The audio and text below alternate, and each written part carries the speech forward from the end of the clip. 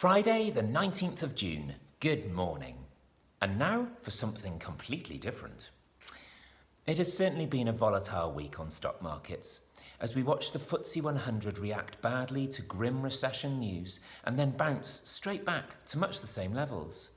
Shops opened and more positive medical news arose in regards to the pandemic.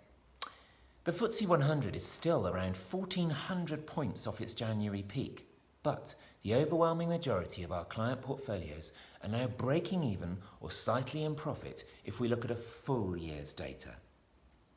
This week, I want to move away from markets, economies and governments to talk about something completely different. I want to consider something close to my own heart, and that's litter on our own beautiful coastline. I think it's just a matter of time before we have to wear face masks on all public transport. Even if this isn't a legal requirement, it's very likely that individuals may take the decision to wear face masks regardless. Ultimately, we all want to get back to some form of normality, and wearing a face mask in certain situations could be the temporary ticket.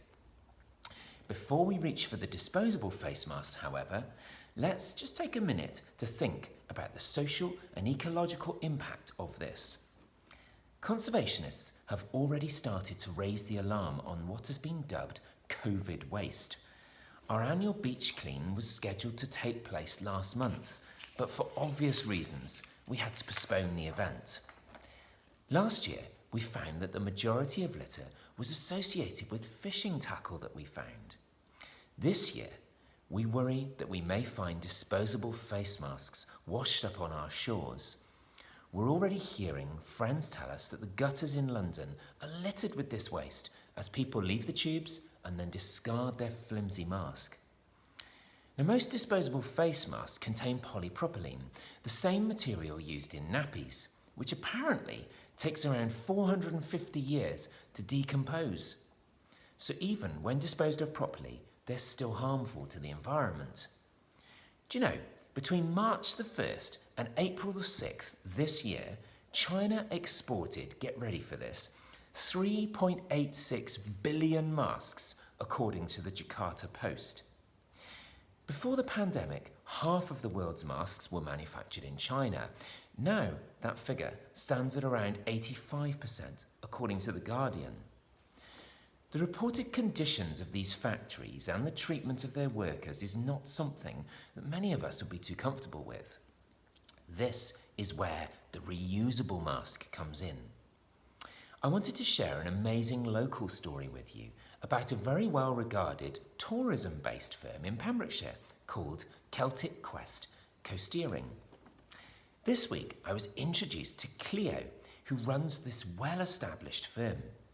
The pandemic ruined their entire season and left them with no ability to take bookings for the foreseeable future. Not to be thwarted, Cleo dusted off an old sewing machine of her mum's and set about producing reusable face masks. With the help of scientifically approved patterns, she soon worked out how to make an extremely effective filtered mask that is triple ply, washable, and can even go through a tumble dryer. Cleo initially made some 4,000 reusable face masks free of charge for the local community, which was a truly heroic achievement. She then set up an online shop via Etsy.com. I've put the link into this same article on our website for you. Why not have a look, maybe buy some. If you're really struggling, I've also put Cleo's phone number in this article. Now, face masks have become the must-have fashion accessory of 2020, so I'm told. Thank you, Katie, for helping me work on this article. Vogue magazine recently covered an article on the best fashion brand garments with matching face masks.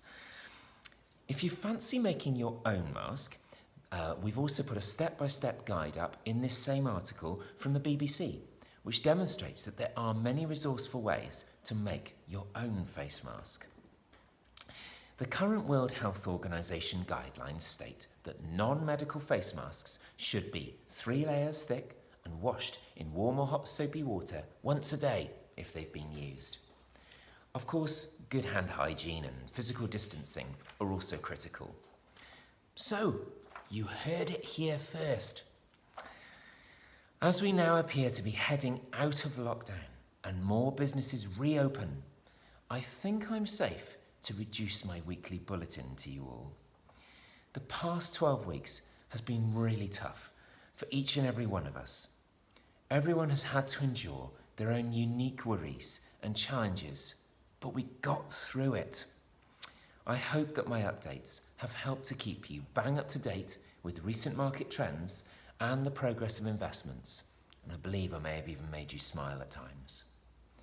Each update takes over half a day to research, write, record and upload. I'm fiercely proud that through this time, our clients' portfolios have always been in a far better place than the FTSE 100 benchmark. Each and every one of our precious clients' financial plans all appear to be on track during their annual reviews so far, despite the shock of the worst market crash we've ever seen. Not one of our clients has experienced any lessening of our service to them.